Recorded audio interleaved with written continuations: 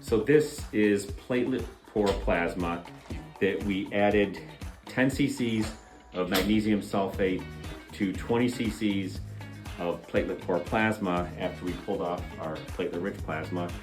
And the magnesium causes the proteins in the platelet poor plasma, which has exosomes and other growth proteins and fibrin and things like that, all that help with healing, to precipitate out in a centrifuge that would not need to go as fast as if you tried to precipitate all these small proteins out normally. So the magnesium basically competes with the water, and the water separates from the proteins.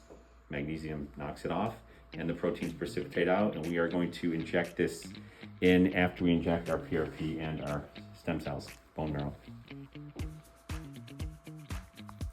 Also, the magnesium in and of itself, we know helps support healing and wound healing. So the magnesium, in addition to these proteins, will help with the healing.